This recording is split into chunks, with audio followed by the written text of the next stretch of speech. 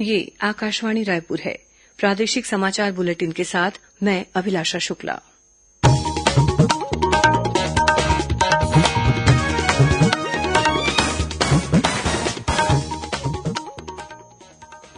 और अब पेश है आज के मुख्य समाचार। राष्ट्रीय टीकाकरण दिवस पर 12 से 14 वर्ष आयु वर्ग के बच्चों का कोविड टीकाकरण आज से शुरू। प्रधानमंत्री ने सभी बच्चों से टीका लगवाने का आग्रह किया। खैरागढ़ उपचुनाव के लिए कल से शुरू होगी नामांकन पत्र भरने की प्रक्रिया। कोरोना संक्रमण के लगातार कम हो रहे मामलों को देखते हुए प्रदेश के आंगनबाड़ी केन्द्रों में 21 मार्च से सभी सेवाएं फिर से शुरू हो जाएंगी। और गरियाबंद जिले में कल हुए सड़क हादसे में 6 लोगों की मौत। मुख्यमंत्री ने मृतकों के परिजनों को 2-2 लाख रुपए और घायलों के उपचार के लिए 50-50 हजार रुपए की सहायता राशि देने के निर्देश दिए।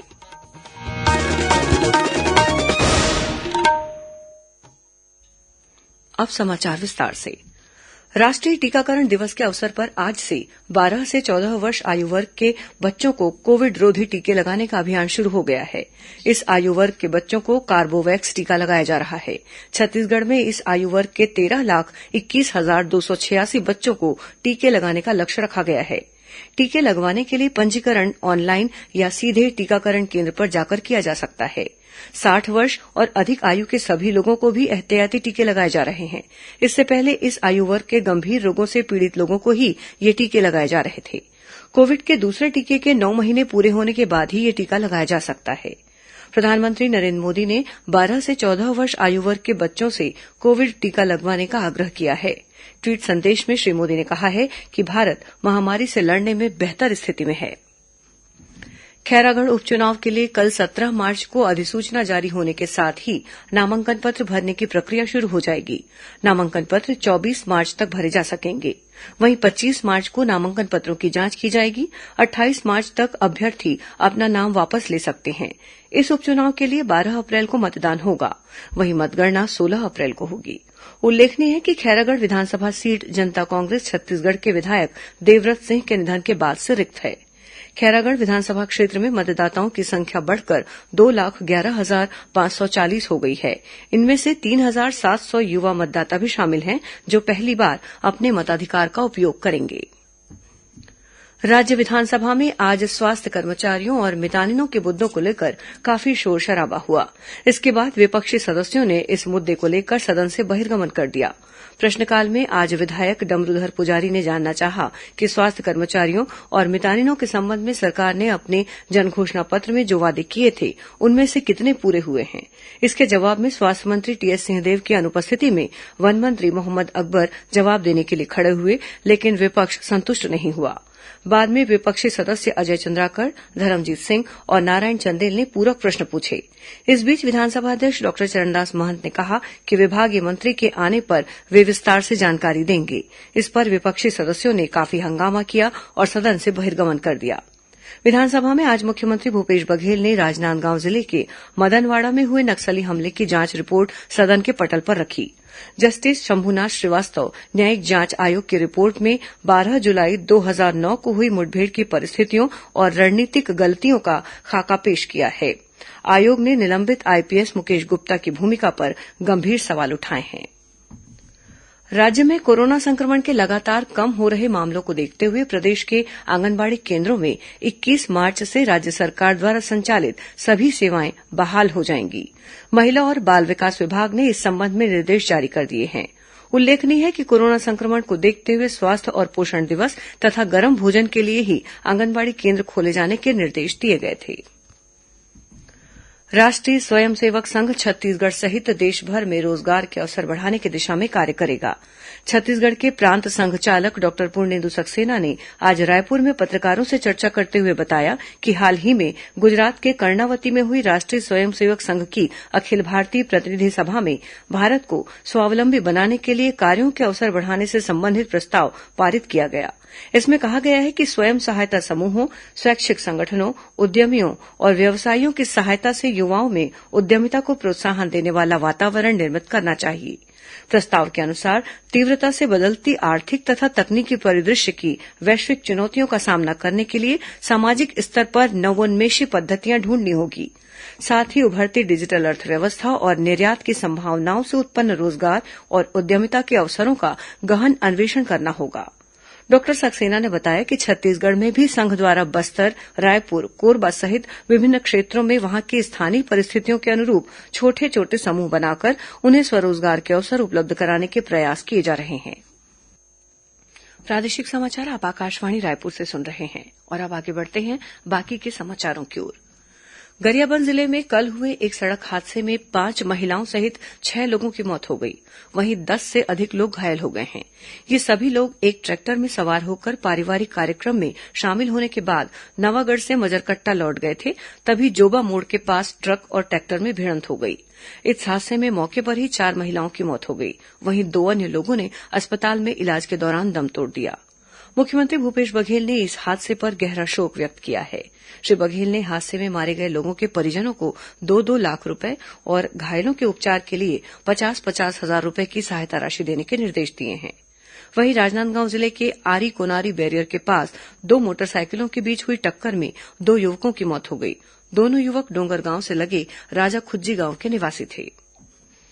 सुकमा जिले में 6 माओवादियों ने आत्मसमर्पण कर दिया। इन पर जिले में कई बड़ी घटनाओं में शामिल रहने का आरोप है। इन सभी माओवादियों ने सीआरपीएफ के डीआईजी योज्ञान सिंह और पुलिस अधीक्षक सुनील शर्मा के समक्ष आत्मसमर्पण किया। पुलिस के अनुसार इन माओवादियों ने शासन की पुनर्वास नीति से प्रभावित होकर समाज की मुख्यधारा से जुड़ने का फैसला किया है। रायगढ़ जिले के चिखलापानी और छत्तासतराई गांव में बीती रात हाथियों के हमले में 2 महिलाओं की मौत हो गई। वहीं राजनांदगांव जिले के मोहला पानाबरस जंगल से खड़गांव से लगे सिरोली गांव में एक बार फिर हाथियों का दल देखा गया है। इसे देखते हुए वन विभाग ने आसपास के 10 से अधिक गांवों में मुनादी करा दी है और ग्रामीणों से सतर्क रहने को कहा है। प्रेम, भाईचारे और रंगों का त्योहार होली परसों मनाया जाएगा। कल रात बुराई पर अच्छाई की जीत का प्रतीक होलिका दहन किया जाएगा। राजधानी रायपुर सहित प्रदेश के विभिन्न जिलों में होलिका दहन की तैयारियां पूरी कर ली गई हैं। इस बार बाजारों में स्व सहायता समूह की महिलाओं द्वारा बनाए गए इको फ्रेंडली हर्बल गुलाल के साथ ही गोबर से बने गुलाल की मांग है। हाल ही में मुख्यमंत्री भूपेश बघेल ने गोबर से बने गोमय गुलाल लॉन्च किया। इसे दंतेवाड़ा जिले की महिला स्व सहायता समूह ने कृषि विज्ञान केंद्र के वैज्ञानिकों के मार्गदर्शन में तैयार किया है। इस गुलाल की खरीदी ऑनलाइन भी की जा सकती है। कृषि विज्ञान केंद्र के वरिष्ठ वैज्ञानिक डॉक्टर नारायण साहू ने बताया कि गोमय हर्बल गुलाल में गोबर के साथ ही प्रसंस्कृत वर्मी कम्पोस्ट, हल्दी, चंदन जैसे प्राकृतिक पदार्थ मिलाए गए हैं। औषधीय गुणों से भरपूर ये गुलाल त्वचा और बालों की सफाई भी करता है। वहीं विभिन्न जिलों के स्व सहायता समूह की महिलाओं ने फूलों, मक्के के आटा, पालक, लाल भाजी, चुकंदर, हल्दी और सिंदूर से भी हर्बल गुलाल तैयार किए हैं। ये गुलाल स्थानीय बाजार के साथ ही शबरी मार्ट में उपलब्ध हैं। इस बीच राज्यपाल अनुसुईया उइके ने प्रदेशवासियों को होली की बधाई देते हुए सभी नागरिकों से महिला स्व सहायता समूह द्वारा निर्मित प्राकृतिक रंगों का ही प्रयोग करने की अपील की है। कल भिलाई में आयोजित एक कार्यक्रम में राज्यपाल ने कहा कि इससे व्यक्ति और पर्यावरण दोनों ही संरक्षित होंगे। और अब पेश है मौसम का हाल। छत्तीसगढ़ में लगभग सभी क्षेत्रों में इस समय अधिकतम तापमान सामान्य से 3 से 5 डिग्री सेल्सियस तक अधिक चल रहा है। मौसम विज्ञानी डॉक्टर एचपी चंद्रा ने बताया कि इस कारण इन इलाकों में इस साल मार्च में ही लू जैसी स्थिति निर्मित हो सकती है। मध्य छत्तीसगढ़ के अनेक स्थानों में अभी से ही अधिकतम तापमान 40 डिग्री सेल्सियस के आसपास पहुंच गया है। सबसे अधिक 39.9 डिग्री सेल्सियस तापमान रायगढ़ में दर्ज किया गया है। मौसम विभाग के अनुसार यदि तापमान में बढ़ोतरी का यही ट्रेंड बना रहा तो छत्तीसगढ़ में मार्च के महीने में अधिकतम तापमान का पिछले 10 वर्षों का रिकॉर्ड टूट सकता है। अब कुछ अन्य खबरें संक्षिप्त में। प्रधानमंत्री ग्राम सड़क योजना के निर्माणाधीन कार्यों के गुणवत्ता परीक्षण के लिए राष्ट्रीय गुणवत्ता समीक्षक 21 से 26 मार्च तक छत्तीसगढ़ का दौरा करेंगे। इस दौरान 8 जिलों में जाकर प्रधानमंत्री ग्राम सड़क योजना के अंतर्गत बन रही सड़कों का परीक्षण करेंगे।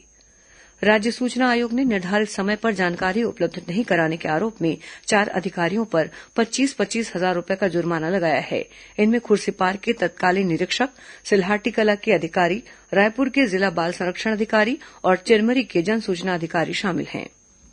जशपुर पुलिस ने एनटीपीसी और रेलवे में नौकरी लगाने के नाम पर एक युवक से करीब 17.5 लाख रूपये की ठगी करने के मामले में एक आरोपी को रांची से गिरफ्तार किया है।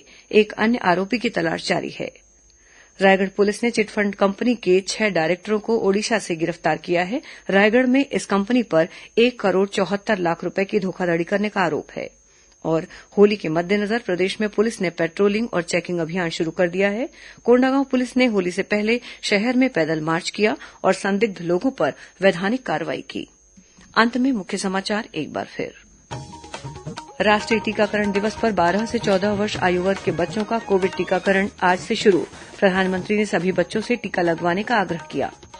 खैरागढ़ उपचुनाव के लिए कल से शुरू होगी नामांकन पत्र भरने की प्रक्रिया।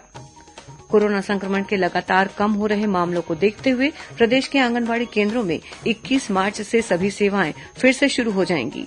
और गरियाबंद जिले में कल हुए सड़क हादसे में 6 लोगों की मौत। मुख्यमंत्री ने मृतकों के परिजनों को 2-2 लाख रूपये और घायलों के उपचार के लिए 50-50 हजार रूपये की सहायता राशि देने के निर्देश दिए। इसी के साथ प्रादेशिक समाचार बुलेटिन समाप्त हुआ। नमस्कार।